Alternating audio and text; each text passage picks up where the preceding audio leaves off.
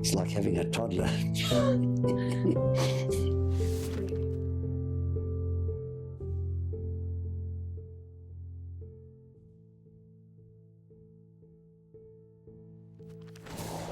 Hello, thank you for joining us today.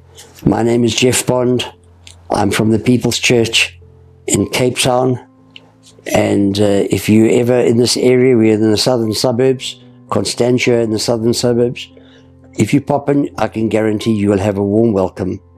And so consider yourself invited. If you just stumbled on this program, I trust that you will enjoy it together with me. I have been asked to do a 3-Sunday series entitled Things That Are Important to Me. I was asked by the Antonios to do this. I have got 6 weeks left as the leader of this church.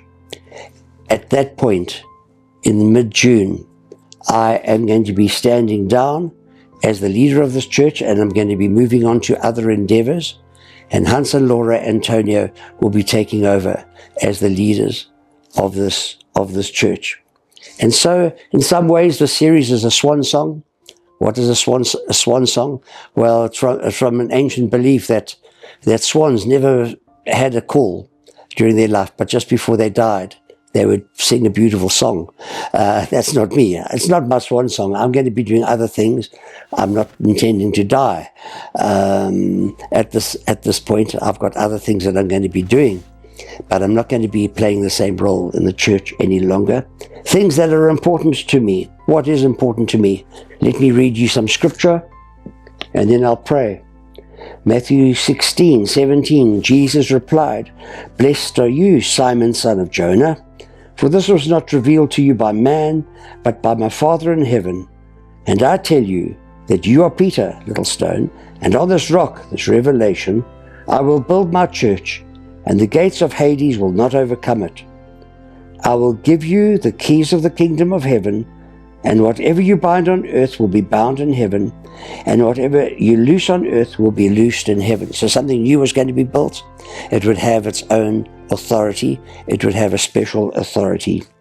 Then he warned his disciples not to tell anyone that he was the Christ. The church. The church is Jesus' idea. It's his initiative. And the church is important to me. There can be church with a big C or church with a little c. This church, the People's Church, is a church with a little c. There's church with a big C, which is the church around the world. Every nation has got elements of the church, members of the church in it. The church is great. It's got the church triumphant. That's the church that has moved on. People that have passed on, they're the church triumphant. We're the church militant, the church that is still fighting the battles at the moment.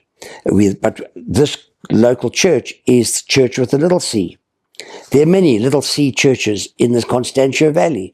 I could mention names, good churches around and about. The valley is well catered for with churches. I went into full-time ministry in April 1981. Prior to that, I was a school teacher. I taught English and history in high school. But my heart was in the ministry. It had been in the ministry for a long time.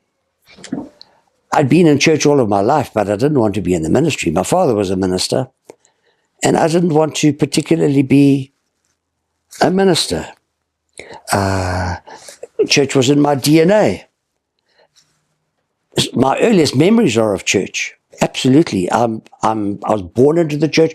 I participated in the church, but I didn't want to be a minister in the church. When I was a teenager, standing at 6, I remember going up to Harfield Road where my father had just become the minister in the midweek evening and helping some of the men there sand the edges of the pews. They were wooden pews and they were a little bit rough around the edges, and the ladies had complained that their nylon stockings were getting laddered on the... I don't know if you even know what a nylon stocking is.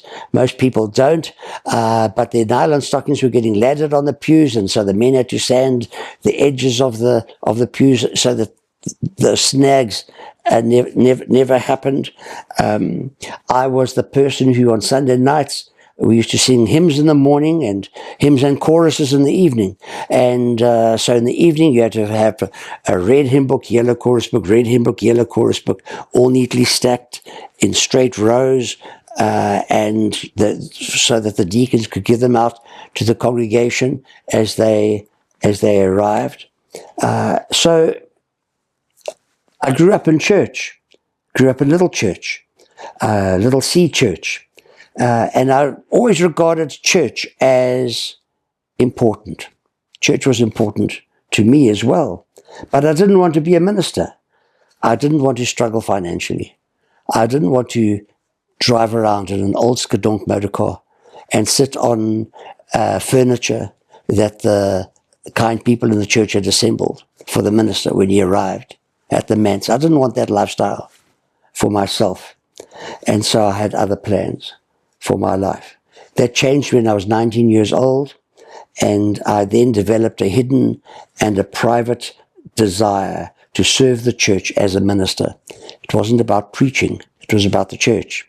It wasn't that I had a desire for the stage, or I had a desire for the pulpit, or I had a desire to tell people what to do, or to address, be a public speaker. I didn't have any of those desires. I just wanted to serve the church in some way. The church was important to me then, and it's important to me now. Why do I think of the church as being important? If there's no church with a little c, then church with a big C doesn't exist. Church with a little c, the local church, all the little churches go to make up the big picture. So they're like pixels in a photograph of the large church. And the way to be a part of the church with a big C is to be a part of the little c church. People want to be a part of the church with a big C, but they don't want to relate. They don't want to belong to a little c. It doesn't work like that. The way into the big C church is to go and be a member of a little c church. It's a little bit like Charlie Brown, who said, I love humanity. It's just people I can't stand. And we want to be a part of church, but it's inconvenient. Church is never convenient. It's always inconvenient. Church is always annoying. Church always rubs you up the wrong way. Church always disappoints. Church always is a place of endeavor and struggle and demand and reaching out and never arriving. Church shouldn't arrive. Church should be on a journey. And some people don't like that. So they want Jesus and they want to be a part of the big C, but not a part of the little c. A church is a place where all sorts of people gather for a common purpose. They gather to worship Jesus. They gather to serve the causes that Jesus believes in, that Jesus himself regards as being important. The church is important because it is Jesus' agency on earth. The church was Jesus' idea. He said, Peter, you're right. Now, this is what I'm going to do. I'm going to build that's Jesus' church. And the gates of Hades won't prevail against it. So the church was Jesus' idea. The church was important to Jesus. The church is important to Jesus. The church is cared about by Jesus. The church is called the bride of Christ. That's the big C church. The church is inspected by Jesus. The church is encouraged by Jesus. The church is provided for with ministries by Jesus and by the Holy Spirit. So the church is important. People lose hope. The church is for such people. The church is there as an agency of hope. A friend of mine, Bill Creed, he was a teacher at Rhinebeck Boys High for many years. I knew Bill when he first got saved. This is Bill's story, that he grew up with no interest in God. He grew up in a church school, and that turned him off church altogether. And he was studying at Wits University. He was studying dentistry. And he must have been in a depressed state of mind. And it was a Sunday afternoon, late in the afternoon. And in this dark space where he was, lying on his bed in the boarding place where he was staying, near the SABC buildings, Mill Park area, he was lying there, and he thought, my life is pretty miserable and empty. I have my laboratory equipment over there. I have a scalpel there that is razor sharp. I can nick an artery, and in a short space of time, I'll be dead. My life will be gone. He got a fright when he caught himself thinking along those lines. He hadn't realized how far he'd actually sunk. And he was lying there in that dark, dark space, and he heard church bells. It was a Dutch Reformed church up the road. And the church bells made him think of church. The church made him think of Jesus. And he said he lying on the bed, he just uttered the word Jesus. And he said Jesus walked into the room where he was. And he had a salvation experience there. So there's a Dutch Reformed church. There's one of the brothers. His job is at 6 o'clock in the evening. He's got to ring the church bell in order to call the people to come to church. So he goes. It's his duty. He's on the roster. And he starts hauling on that rope. And the bell starts to chime. Bong, bong, bong. He thinks he's ringing a bell, but he's actually saving a life. He's actually causing a miracle to take place. He's actually causing Jesus to go and do something in a desperate young person's life. You see, church with a little c often thinks that what it's doing is not important. But the little c church is the agency of Jesus here on this earth, doing something. I believe in the church. The church is something essential. The church is something powerful. The church might not be impressive, the small c church, and we won't see it for what it is until that day arrives, but the church is a thing of beauty for people who have lost hope. Here we are. We've just had Freedom Day, the day where we did the elections. I stood in the queues. It was a big day in my life. It was a big day in many people's lives. 1994. I've got vivid memories of that time as well.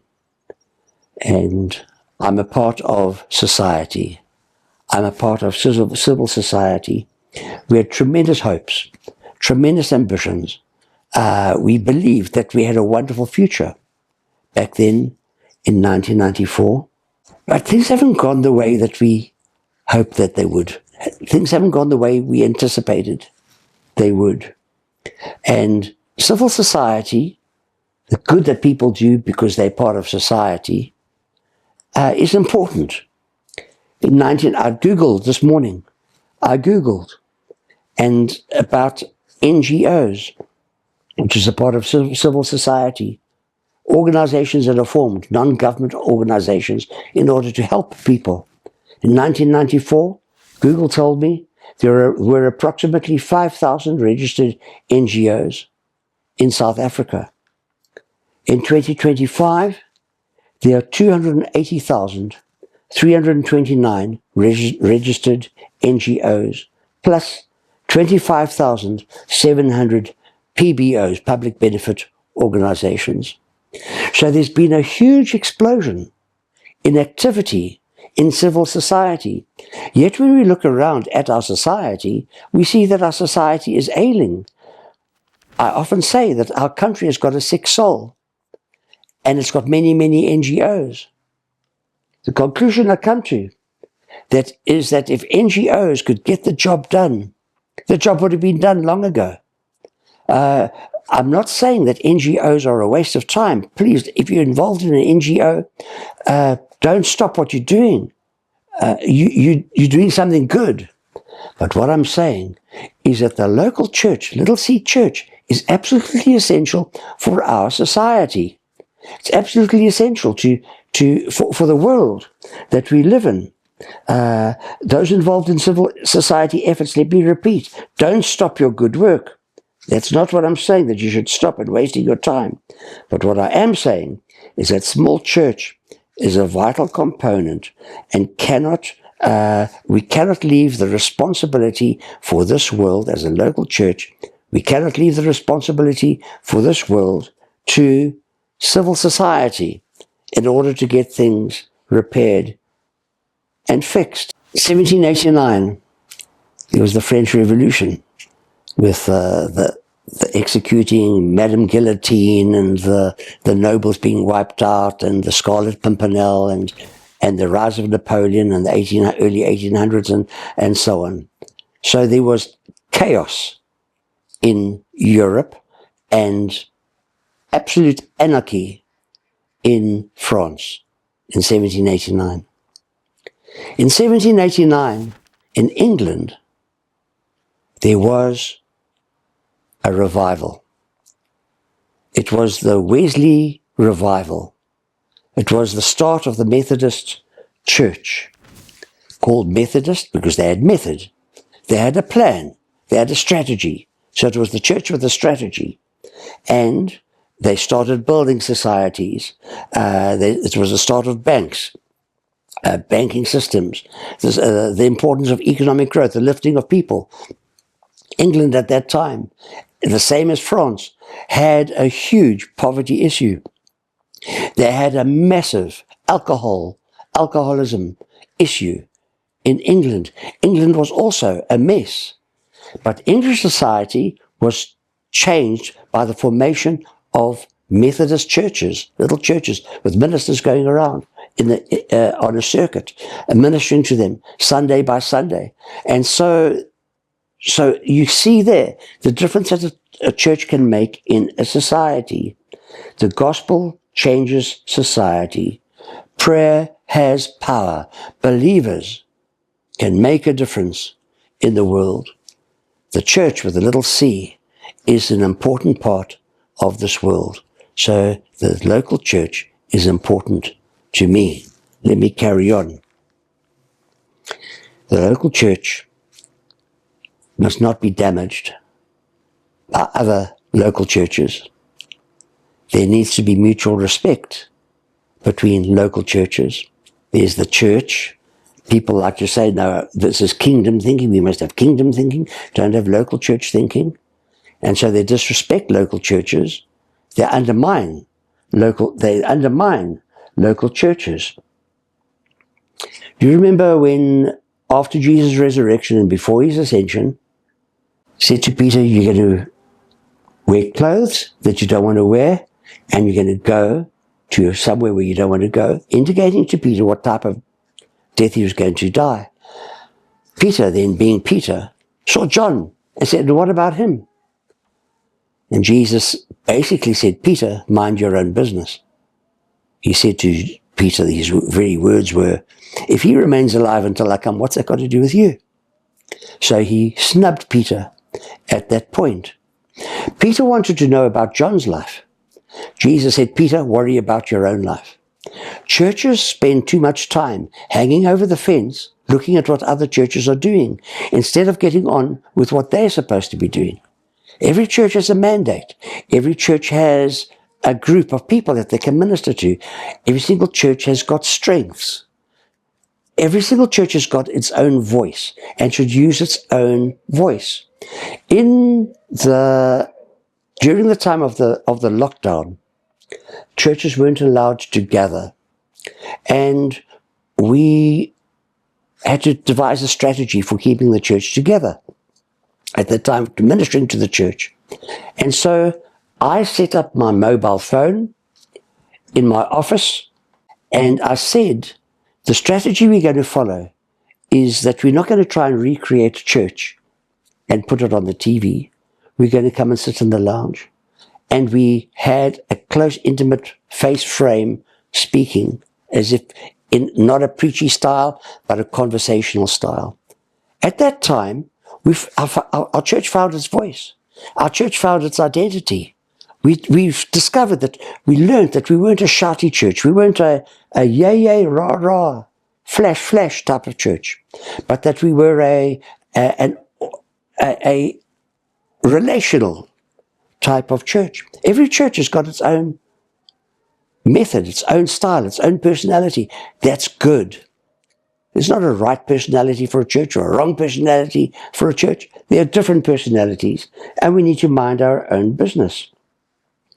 We will find as churches, the church is important to me, and we will find as churches that when the tide comes in, all the boats will float up.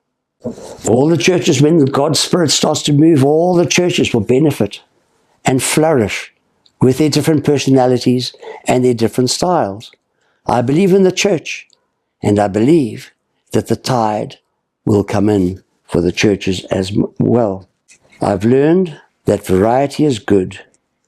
I've learned that mutual respect between small and large churches, between small C churches and the large church, that is best.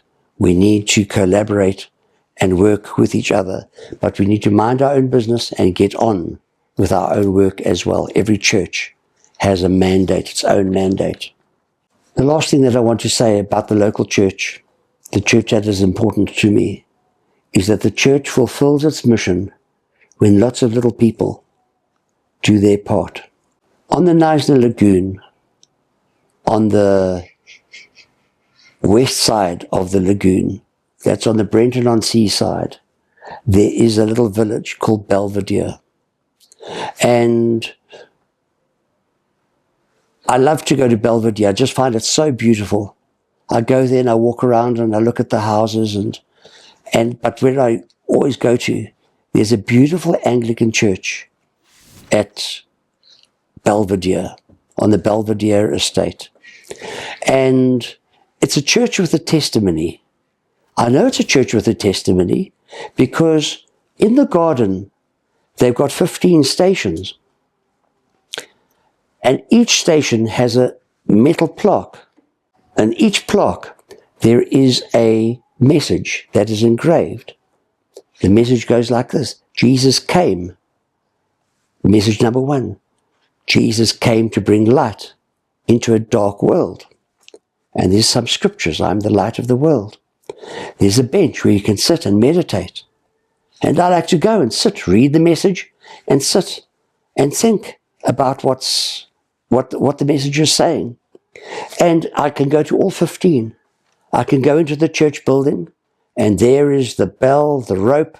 I spoke about the bell in the Dutch Reformed Church. While in this Anglican church, there's a rope that goes up into the roof with a bell in the bell tower. I have to resist the urge to pull it, to make the bell ring. The bell is there to call the people to come to church. My thought in mentioning the Belvedere estate and the Anglican church there is that somewhere in that church is a person who goes and does the garden around plaque number 1 all the way to plaque number 15. There is somebody who keeps the church neat and tidy and clean inside, all beautifully laid out. Church is unlocked the whole time. There is somebody who cares for the building. I go there and I'm comforted, ministered, and encouraged. Why is that happening? People don't even know that it's happening to me. The church fulfills its mission when lots of little people do their part. The local church, the church with a little C, is the place for the little people to thrive and make a difference. I believe in the church, and the church is important to me because it's a place where little people can flourish. Let me end with a story about Ukraine. Not a day goes past without Ukraine being in the news. Ukraine being invaded by Russia at the moment. Well, Ukraine has got a history. It's got a long history. It's got a difficult history. In 2004, there was an election in Ukraine. At that point, Ukraine was dominated by Russia. And the people that were put in charge in Ukraine were placed there by Russia. They were Russian puppets. And so Ukraine was regarded as a Russian puppet state. But a rebellion took place in 2004 against Russia. They just had an election. It was a sham election. It was a rigged election, and the president of Ukraine was not the person who was the popular choice of the people, and everybody knew it. And so there was a scene on TV where the results were being read of the election. The rigged, false results were being rigged. And the newsreader was reading, and next to the newsreader was a person who was signing for the deaf, was giving all the signs and so on. But what nobody understood, except for the deaf people, was that the signer wasn't giving what the newsreader was saying. The signer was saying, this election was rigged. This is a false election. We are being oppressed. This man is a puppet of Russia. We, the people of Ukraine, must stand up. Tomorrow morning, we must all put on orange, and we must come out onto the streets, and we must resist this oppression. This deaf signer was giving to the deaf community this message. The deaf community went out and spread the news amongst everybody who they could communicate with. We must wear orange, and tomorrow we're going out onto the streets. And there was a huge revolution. Millions of people came out onto the street, and it was at that point that Ukraine shrugged off the oppression of Russia.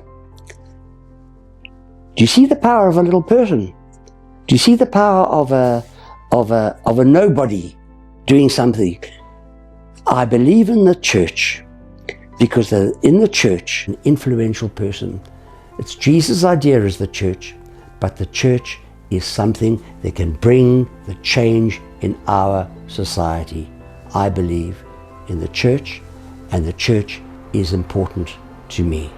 May God bless you. If you're not a part of a church, I want to urge you, go and become a part of the church. How do you become a part of the church? By going and doing a job that nobody else wants to do. Go and do something. There's always a space in a church. Find out where the space is and fill the space. The church isn't the place where you can be fulfilled. Eventually, yes. But initially, the church is the place where you can help. So go and see where you can help. May God bless you.